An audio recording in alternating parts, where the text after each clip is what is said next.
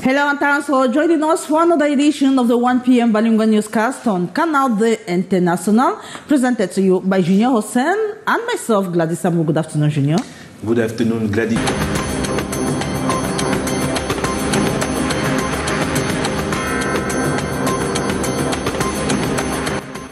Fraude hydraulique au Cameroun, un vaste réseau démantelé du côté de Yaoundé. Des personnes consommaient de l'eau potable depuis plusieurs mois sans jamais payer la moindre facture. L'enquête ouverte par la a permis de mettre la main sur ces personnes habitant le quartier Van, petit village. And in response to this, has called for collaborative efforts among the country's 3 major internet service providers to minimize future disruptions. She has announced measures to enhance the sector's resilience and reassure the public of the reimbursement of unused airtime during the outages. The announcements were made during a meeting in Yaoundé yesterday. La présidentielle 2025 est au cœur des débats Paul Biya. Objectif de cette pétition, la réforme du code électoral. Un point de presse a été organisé à Douala.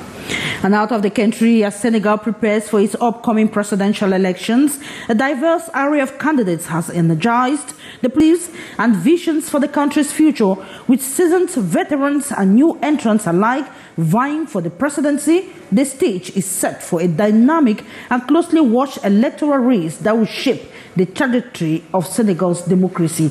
Those were major stories. Stay tuned for developments.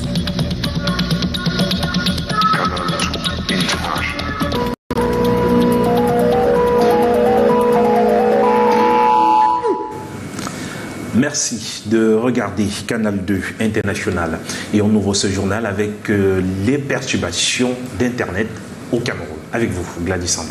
Exactly, the 3 major internet service providers in Cameroon have been urged to mutualize the sector to reduce future disruptions which Cameroonians are currently experiencing. One of the measures by the Minister of Post and Telecommunication, Minette Libom Likan, during a meeting that took place in the nation's political capital, Yaoundé, yesterday. She reassured the public of their unused times that will be reimbursed by the service providers. Let's have the details with Beatrice Gamo. The crisis meeting Monday between the Minister of Post and Telecommunications, Orange and Camtel is to discuss last March 4 internet outages, an incident that affected 3 main submarine cables, but fortunately, Cameroon is having another submarine cable that is safe. What's happened is submarine cables to sail. That's why today, Cameroon, more than the other countries, has really recovered very quickly. Important, therefore, for the operators to mutualize their infrastructures so that when any of such come up, they can easily solve the problem. Another recommendation is for the different operators to have local cache data. It means that even if internet is cut, you can use the information you have locally. It's something they need to improve. Before, we have those internal exchange points. But it's happened that the operator did not use them regularly. Multiplying our internet connections like satellite coverage can also be a great booster for the country. It happened to quickly recover. The Minister of Post and Telecommunications before the operators reassured the public to rely on internet to deliver services to their customers. Was launched at the nation's political capital, Yaoundé, yesterday to combat illegal migration, human trafficking, and smuggling, targeting youth contemplating leaving the country at all costs. The initiative emphasizes the importance of collective action to address. Despite numerous words of caution on the dangers of illegal migration, young people continue taking the risk to follow different jungles to find themselves abroad for greener pastures. And with the head of state on February 10 calling on the youths not to leave the country at all costs, the government, through the Ministry of Social Affairs and the Ministry of Transport, is intensifying the fight by launching a strong campaign this March 18 at the Yaoundé-Simalène International Airport. Yaoundé International Airport, Yaoundé-Simalène International Airport, and Douala International Airport. Most of those migrants pass through those different airports. So we think that's the occasion for us to facilitate the coordination of all different stakeholders. And we have to popularize the legislation, for the prevention and the repression of the actors. An initiative co-championed by the International Organization for Migration, decrying the number of victims per year. We have noticed from different reports and also from our operations that the situation of human trafficking was getting worse in the country. That really brought us to decide to support its efforts, including through this campaign, but also offer a possibility for victims to raise their voice and alert the audience and the public.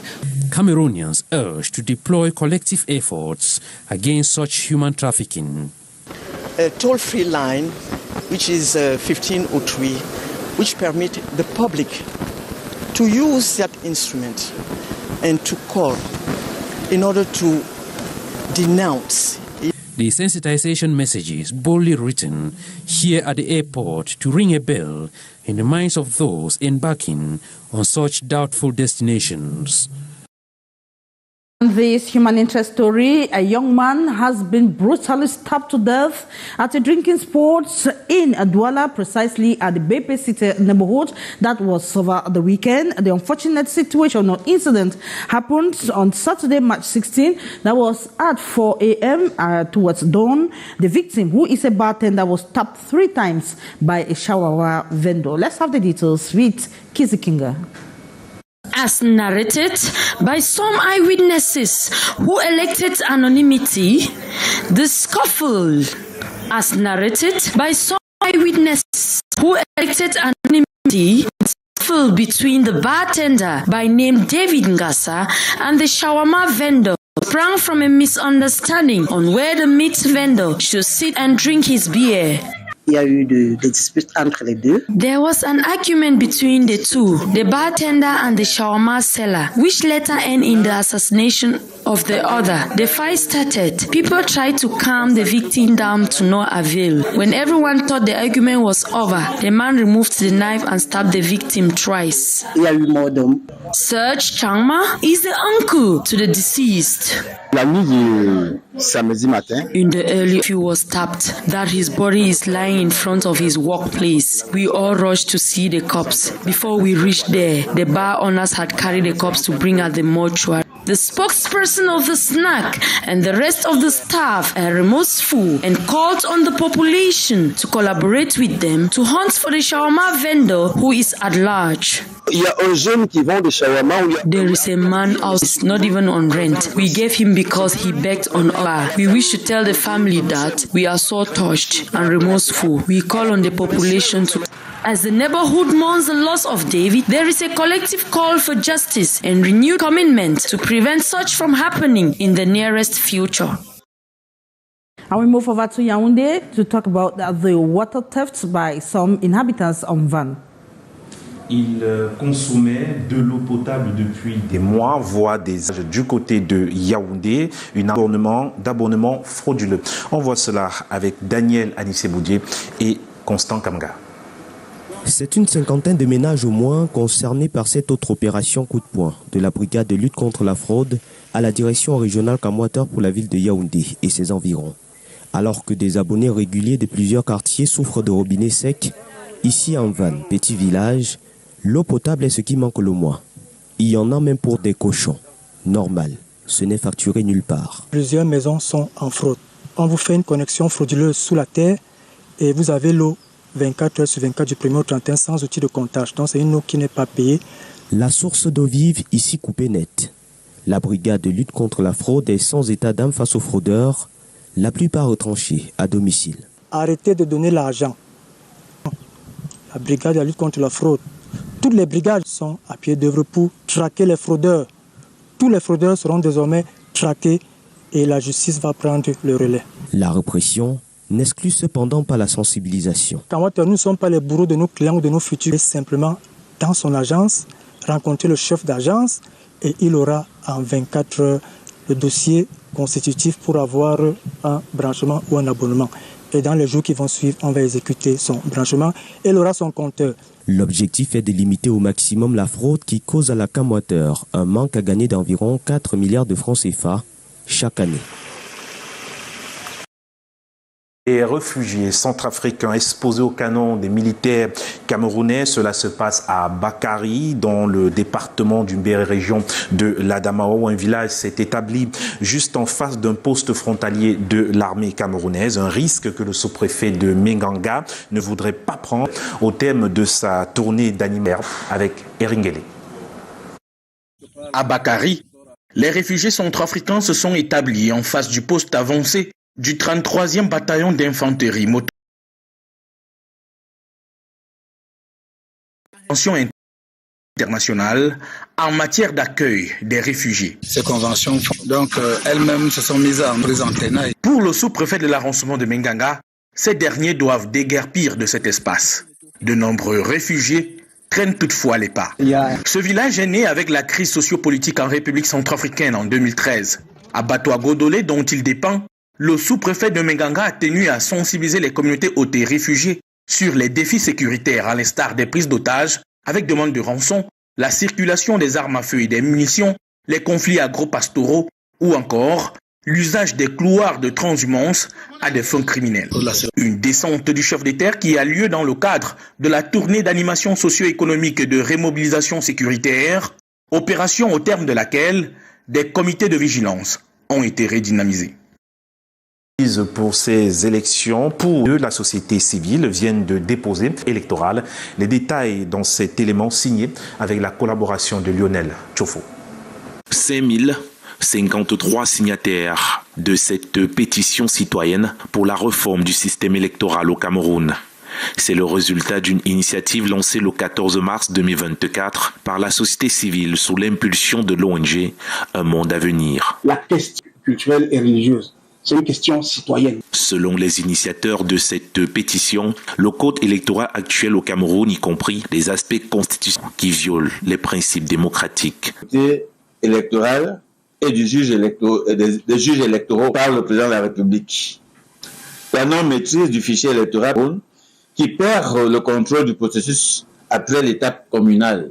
Ce vendredi, l'ONG Un monde à venir donne ce point de presse pour tenir informé l'opinion publique des risques liés à la présidentielle de 2025 si ce code électoral est maintenu comme tel. Aussi record, c'est déjà suffisamment de voir le système électoral reformé. Cette pétition déposée également à la présidente de la République du Cameroun s'intitule « Sauvons le Cameroun, sécurisons les prochaines élections, exigeons une réforme avant les élections ».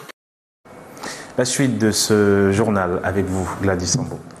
And as Muslim faithfuls observe the holy month of Ramadan with intensified prayers, fasting and abstinence from worldly pleasures, pregnant women face unique challenges. With the month-long penitence demanding for strict fasting and abstinence, questions arise about the feasibility and safety of adhering to the Ramadan rituals during pregnancy. Sharifa.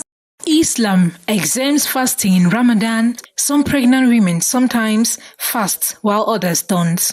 However, those who did not fast are permitted to catch up after illnesses, after birth and after breastfeeding.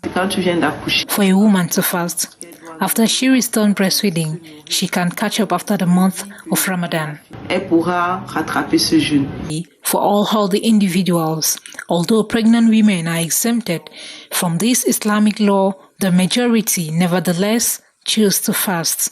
If a mother is exclusively breastfeeding her child from 0 to 6 months, it is highly not recommended she fasts. This is because of the increased nutritional demand of the child. We have category pregnant women. This category of people, they have choice to postpone or to feed daily. Allah says, feed yatum ta'am muskin. They have to feed daily a poor, almost 1 kilo, 1 kg and half, something like that. Daily she has to feed with the intention to fast. In the fast during the month of Ramadan. That was Sharifa Saleh reporting there.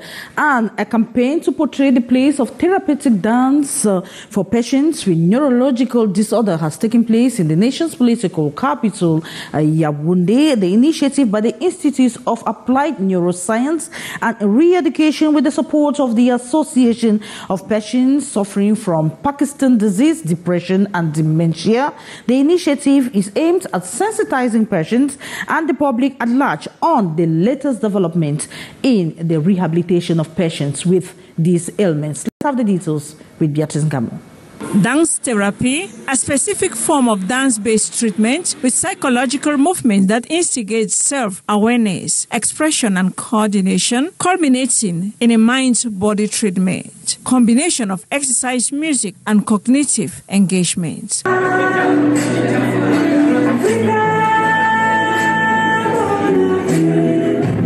Importance for patients with Parkinson's disease, a brain condition that causes problems with movement, mental health, sleeping and other health issues, to commit in the treatment process. Avec la danse thérapie, ce qu'on fait, the therapeutic dance helps improve the many symptoms of the disease, notably motor symptoms, but also psychiatric.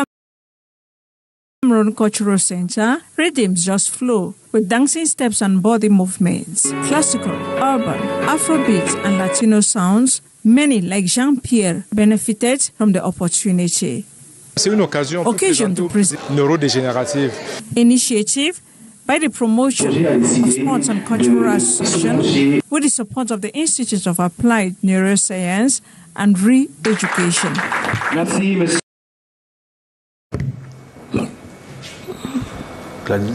And we focus on income generation.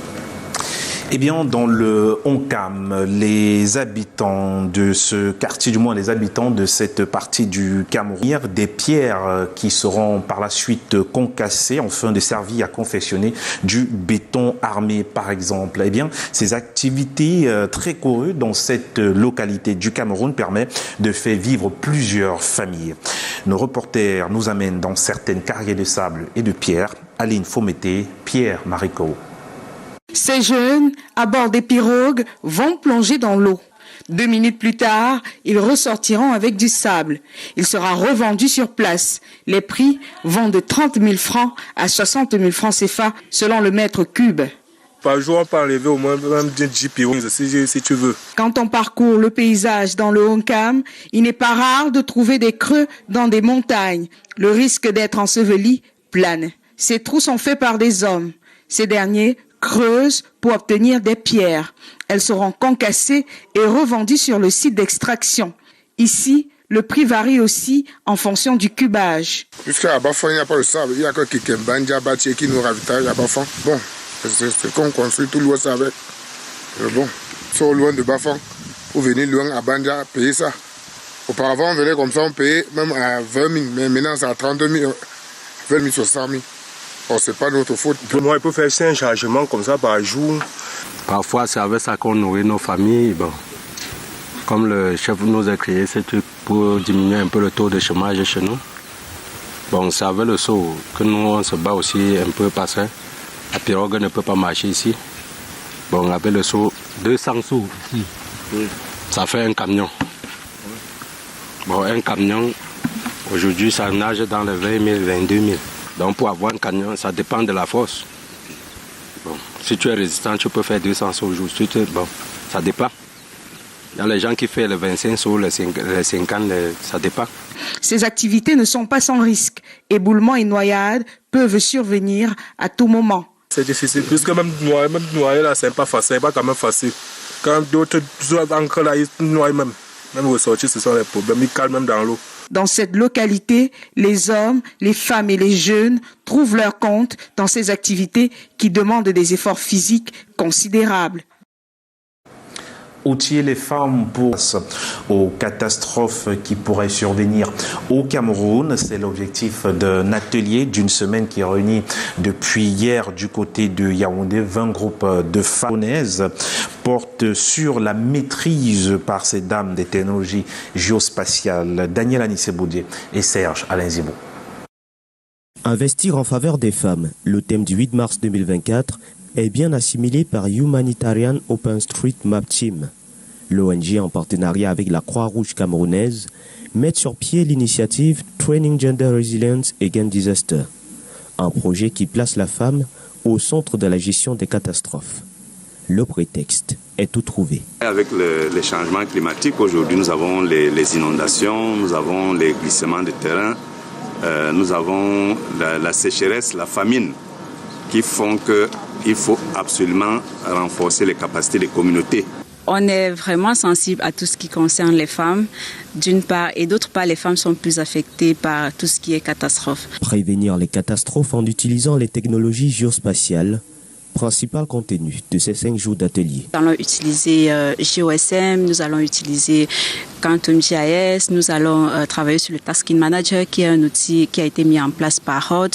Nous allons utiliser les GPS, nous allons collecter les points dans la ville et c'est autour de cela que la formation se passera toute la semaine. À l'école, 20 groupes de femmes sélectionnés sur la base de certains prérequis de formation.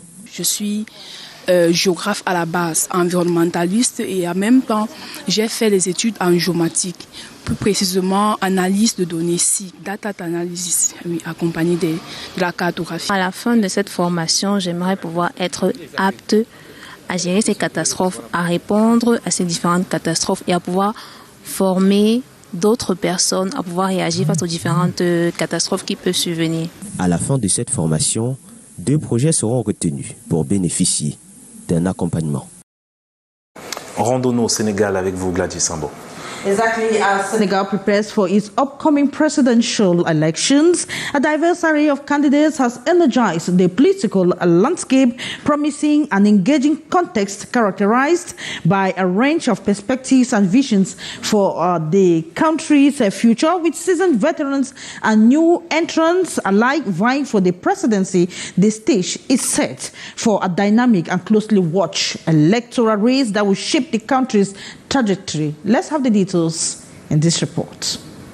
In the run-up to Senegal's presidential election, a diverse array of candidates have emerged, vying for the nation's highest office. Amongst them is 39-year-old entrepreneur and political newcomer Anta Babakangom, who founded the Alternative for the Next Generation of Citizens Political Movement. Being the only female candidate, Ngom's familiar ties to Sedima, a leading poultry production group, adds weight to her candidacy and brings new perspective to the race. Former Prime Minister Mohamed Boun Abdallah, age 64, stands as a front-runner with the BBY coalition, drawing on his experience leading the nation from 2014 to 2019. Another contender, former Minister Ali Ngoye Ndiaye, 59, showcases a wealth of governmental expertise, having served in various pivotal roles. A surprise entrant, 43-year-old tax inspector Basiru Diomaye Faye enters the race following the disqualification of opposition figure Ousmane Sonko. Despite facing legal challenges, Faye remains a viable candidate backed by a coalition of Sonko's dissolved Pastef party and others. Meanwhile, Prime Minister Amadou Ba, 62, faces scrutiny over his lack of electoral experience compared to rivals, despite his extensive political background. Notably, former Dakar Mayor Halifa Ababakar Sal's past legal troubles cast a shadow over his candidacy following his conviction for embezzlement. In another twist, seasoned political figure Idrissa Seck, 64, enters the race, having weathered past controversies to emerge as a formidable contender. With such a diverse and dynamic lineup, Senegal braces for a fiercely contested presidential race. And that is how we saw it for the 1 p.m. bilingual newscast on Canal International. It is a pleasure knowing you are watching. We shall be us again same time tomorrow, God willing. But don't go away. Stay tuned to programs on Canal International. Good afternoon, Junior. Good afternoon, Gladys Sambo. À très bientôt.